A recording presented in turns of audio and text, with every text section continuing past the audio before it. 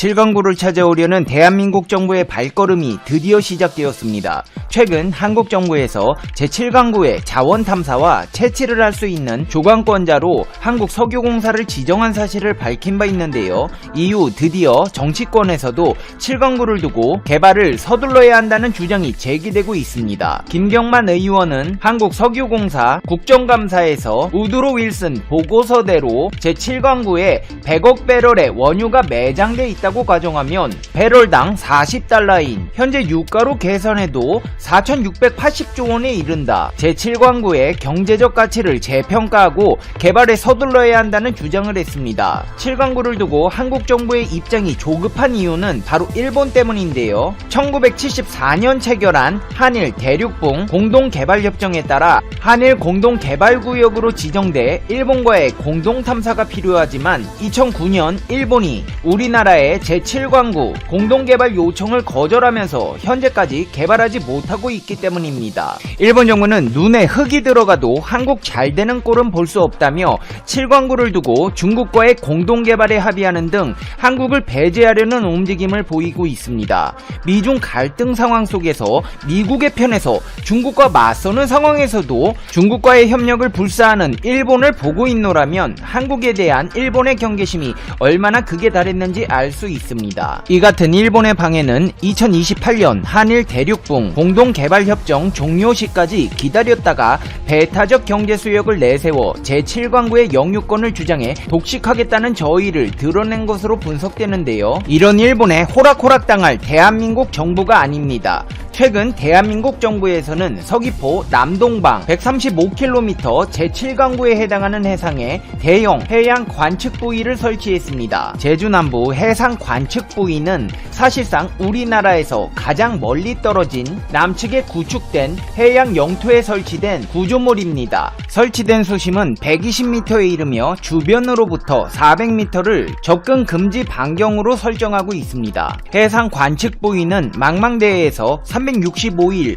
24시간 운영하는 관측 장비로 해수면에서 해양 기상 현상을 다양한 기상 장비로 관측하고 위성 등 원격 통신을 이용하여 관측 자료를 전송하는 장비이며 풍향, 풍속, 기압, 기온, 습도, 파고, 파주기, 파양, 수온 등을 관측하고 있습니다. 물론 이 관측 부위들은 본연의 역할에 충실해 각종 해양 정보들을 수집하겠지만 그 이상의 의미가 있습니다.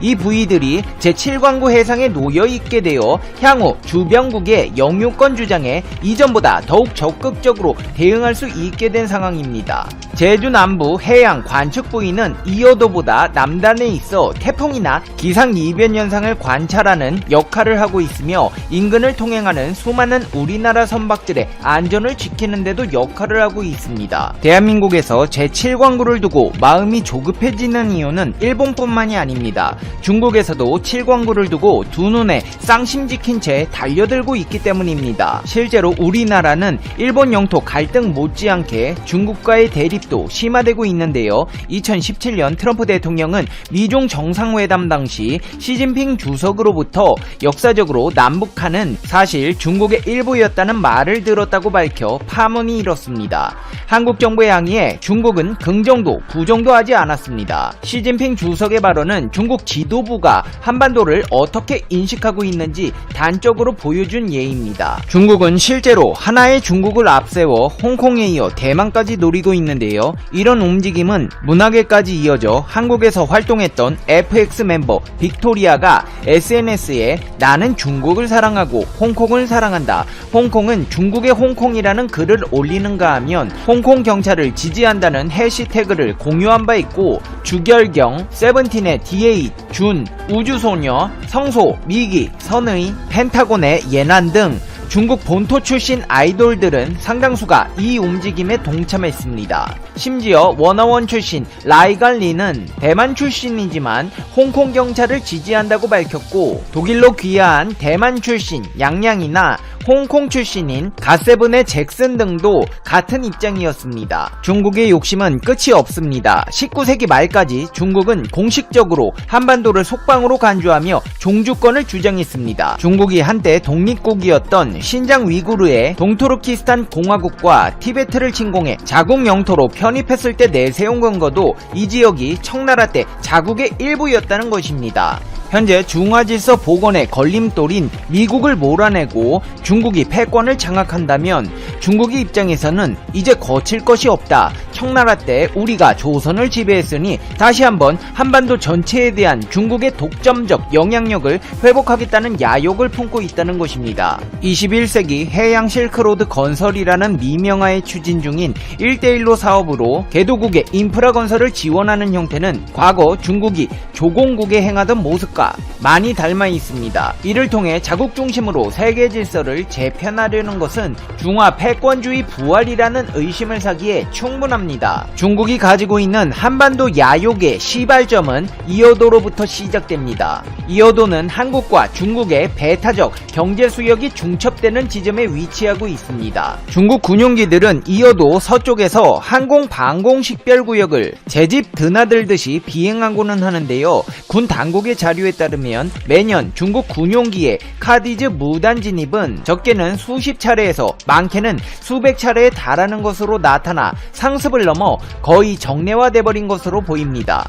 이어도에 감히 중국의 군용기 따위가 함부로 비행해서는 안됩니다. 엄연한 우리나라 영토이기 때문입니다. 이어도는 제주도 남단 마라도에서 서남쪽으로 149km에 위치한 수중함초로 한국 정부는 2003년 이곳에 해양과학기지를 건설하고 시료 지배하고 있습니다. 이어도는 영유권 분쟁 대상은 아니지만 한국과 중국의 배타적 경제 수역이 중첩되는 지점에 위치하기 때문에 해양 관할권을 둘러싼 분쟁의 불씨가 상존합니다. 중국은 공식적으로 이어도를 수엔자오라고 부르며 자국의 배타적 경제 수역 내에 있는 영토라고 주장해왔고 관영 언론을 통해 한국 측 해양과학기지에 대해 도서의 침략 점거라는 표현을 써왔습니다. 특히나 2010년대 들어 이어도 해역에 중국 선박과 항공기 출현이 늘면서 분쟁의 조짐도 점차 커지고 있는데요. 최근 영유권 이슈와 관련해 매우 공세적으로 나오고 있는 중국의 카디즈 진입도 이와 무관하다고 할 수 없습니다. 하지만 이어도를 둘러싼 국민들의 관심도는 독도에 비해 현저히 떨어집니다. 여론조사에 따르면 무려 응답자의 50%가량이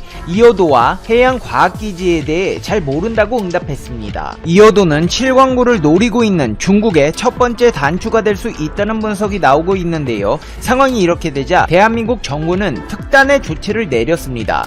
이어도에 기지국을 설치해버린 것입니다. SK텔레콤은 대한민국의 남쪽 맨 끝에 위치한 이어도 해양과학기지에 국내 최초로 5G 기지국을 구축했다고 밝혔습니다. 그동안 이어도 해양과학기지에서는 실시간으로 수온, 파랑, 풍속, 방사능 등 해양 현상을 실시간으로 모니터링해 국립해양조사원에 데이터를 전송해왔는데 이 시간이 오래 걸려 불편을 겪었습니다. 또 연중 3분의 1 이상이 안개가 발생하는 기후 때문에 원활한 통신 서비스 이용이 어려웠습니다. SK텔레콤은 이를 극복하기 위해 해양과학기지에 5G 인프라 구축, 위성통신망과 5G망, 연동을 위한 전송망 증설, 기지 내 CCTV와 연동 지원 등을 제공했습니다. 이를 통해 해양과학기지는 기지 주변 탐사선과 해양 측정 장비 간의 디지털 위치와 정보를 빠르게 수집 분석할 수 있게 되었습니다. 뿐만 아니라 군사적으로도 경비를 강화하고 있는데요. 해경 초계기로 광역 해상 순찰을 시행하고 서해 특정 해상과 최서남단, 최남단, 최동단 해역 약 2000km를 비행하는 등 철저한 대비로 중국의 공세에 맞서고 있습니다. 이제 페페TV의 결론입니다. Conclusion. 페페TV.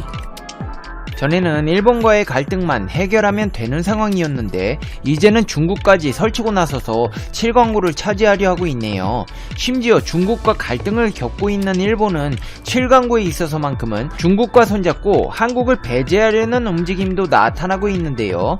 대한민국에서도 이제 7광구를 되찾아오기 위한 움직임이 시작된 만큼 국제사회 공론화를 통해 우리나라로 하루빨리 되찾아와야겠습니다. 페페TV 시청자 여러분은 어떻게 생각하십니까? 생각하세요? 페페TV는 여러분의 생각이 궁금합니다. 댓글로 여러분의 생각을 남겨주세요. 그러면 여러분 오늘 하루도 행복한 하루 되세요.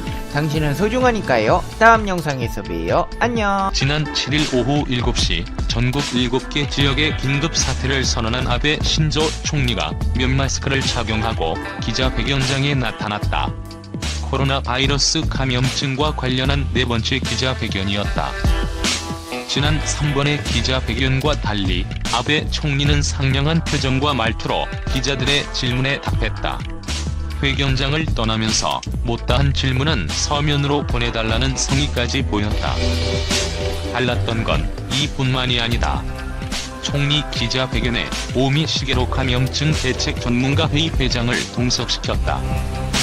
총리가 기자회견에 누군가와 함께 나서는 건 극히 드문 일이다. 아베 총리는 전문가라는 단어를 여러 번 사용했고 기회가 될 때마다 오미 회장이 답하게 했다. 이날 아베 총리는 이때까지 총 4번의 기자회견 중 가장 긴 67분을 썼다. 일본의 코로나19 확진자는 10일 현재 8,000명에 육박하고 있다. 하루에 확진자가 700명 이상 쏟아지는 긴박한 상황이다. 19 확진자가 탔던 대형 크루즈선이 요코하마항에 정박한 유례없는 사건에 이어 도쿄올림픽 1년 연기라는 초유의 사태까지 세계의 주목을 받은 사건의 연속 속에서 아베 총리도 국내적으로 혹독한 시간을 보내고 있다. 10일 발표된 교도통신 여론조사에선 응답자의 62%가 아베 총리의 코로나19 대응을 잘했다고 생각하지 않는다고 했다. 아베 총리가 코로나19와 관련해 처음 기자회견을 연 건 지난 2월 29일이었다. 스포츠, 문화행사 중지, 전국 초중고교 임시 휴교 조치가 나온 직후였다. 아직 전국 확진자가 200명도 채 나오지 않은 시기에 내려진 갑작스러운 결정으로 국민의 혼란이 증폭됐다. 하지만 아베 총리는 앞으로 1에서 2주가 고비라고만 했을 뿐 끝까지 휴교를 결정한 이유와 배경에 대해 깔끔한 설명을 하지 않았다. 3월 14일 아베 총리 두 번째 기자회견은 52분으로 늘었지만 설명은 부족했다. 회견이 끝나려는 순간 총리, 이걸 기자회견이라고 부를 수 있습니까? 라는 기자의 목소리가 터져 나왔다. 이때 일본 전체 확진자는 800명 되었고 긴급사태 선언의 근거법이 국회에서 통과된 직후였다. 도쿄올림픽 1년 연기가 공식화되자 공교롭게도 일본 내 확진자 수는 급증세를 보였다. 고이케 유리코 도쿄도지사는 록다운 등 강력한 조치를 언급하며 경고 수위를 높였지만 아베 총리는 세 번째 기자회견에서도 긴급사태를 선언할 상황은 아니다 아슬아슬하게 버티고 있지만 갈림길이다라면서 아니한 상황인식을 드러냈다. 지난 1일 아베 총리의 면마스크 이장 배포 발표는 국민의 불안이 폭발 직전인 상황에서 불에 기름을 부은 격이었다. 같은 날 일본 의사회가 일부 지역에서 병상이 부족해지고 있다며 의료 붕괴 위험까지 지적한 상황에서 면마스크 배포는 한가한 소리였다.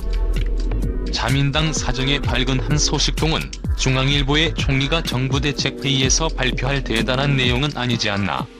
세계의 웃음거리가 될 것이라고 말했다. 여론조사에선 면마스크 이장 배포 발표에 대해 잘했다고 평가하지 않는다는 응답이 75%나 됐다. 아베 총리는 긴급사태 선언을 발표하기 직전까지도 소극적인 입장이었다. 니혼게이제이 신문에 따르면 아베 총리는 이틀 전 긴급사태 선언을 하는 게 좋겠다는 니시무라 야스토시 코로나 대책 담당 장관의 진언에도 경제적 혼란 등을 우려해 결정을 머뭇거렸다. 세 자릿수를 기록했고 병상 수가 턱 밑까지 찼다. 긴급사태 선언을 발표했지만 떠밀려서 결정을 내린 모양새였다. 일본 언론들은 긴급사태 선언은 고이케 도쿄도지사가 견인한 것이라고 해설했다. 내각부의 한 관료는 아사히 신문의 고이케 지사가 정부가 마치 방해하고 있는 것처럼 구도를 짰다고 혀를 내둘렀다. 아베 총리의 의문에 일패였다. 지난 11일 아베 총리는 뒤늦게 긴급사태 선언의 효력을 7개 지역에서 전국으로 확대했다. 전날 다른 지역은 긴급하지 않다던 정부 입장을 뒤집을 정도로 상황은 긴박해졌다. 이날 일본 전체 확진자는 743명 늘어 7,629명이 됐고 사망자는 12명이 늘어 145명이었다. 10일 발표된 여론조사에서 내각 비지지율은 52.7%로 지지율 43.3%를 1년 7개월 만에 뒤집었다. 이 와중에 아베는 자신의 후임을 챙겨주느라 바쁘다는 비판도 나온다. 코로나19 경제대책의 핵심인 한 가구당 30만엔 지급안을 기시다 후미오 정주 회장이 발표하게끔 한 점에서다. 관저 소식에 밝은 한 소식통은 중앙일보의 아베 총리는 자민당 총재 임기 전에 올림픽을 성공적으로 마무리하고 기시다에게 안정적으로 자리를 물려주려는 생각뿐이라고 말했다. 하지만 국민 여론은 아베의 생각과 거꾸로 가는 듯하다. 4월 여론조사에서 다음 자민당 총재에 어울리는 인물을 묻는 질문에 아베의 정적 이시바 시게로 전 간사장을 꼽는 사람이 25%로 가장 많았고 기시다 정조 회장은 5%에 그쳤다. 일본의 코로나19 감염자 수는 매일같이 늘고 있다. 도쿄도는 10일 189명이 감염되었고 77%에 달하는 147명의 감염 경로를 알 수 없다고 발표했다. 매일같이 늘어나고 있는 일본 코로나19 감염자 수의 70에서 80%의 감염 경로를 알 수 없다는 것은 불안감을 더 키우고 있는 요인이기도 하다. 상담 건수와 PCR 검사 실시 건수 자료가 얼마 전에 후생노동성의 홈페이지에 공개되었다. 자료에 의하면 도쿄의 경우 2월 1일부터 3월 31일까지 41,100여 건의 상담자 중 의사의 진단을 받은 수가 1,727명이고 그중에 PCR 검사 실시수는 964건이다. 한국 언론에서 나온 일본의 PCR 검사가 98% 거부당한다라는 주장은 아마도 이 자료를 가지고 말한 것 같다. 하지만 상담자 중에는 단순하게 걱정이 되어 문의한 사람도 있을 것이며 검사에 대한 방법을 확인하러 전화한 사람도 있을 것이니 상담을 한 전원이 발열이나 증상을 호소한 것은 아니라고 본다. 그래서 일본의 PCR 검사가 98% 거부당한다라는 것은 조금 과장된 주장이라고 본다. 하지만 여전히 검사 수는 부족하다. 아베 총리가 검사 수를 1일 2만 건으로 늘린다고 했지만 4월 8일의 검사 수는 5,597건이다.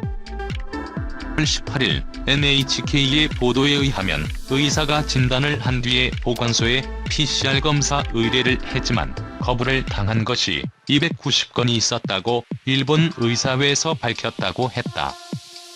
일본 정부도 PCR 검사가 각 지방자치에서 적절히 실시되고 있는지 실태조사를 실시한다고 4월 3일 발표했다. 잘못된 기준과 컨트롤 타워의 부족을 스스로 증명한 꼴이 되었다.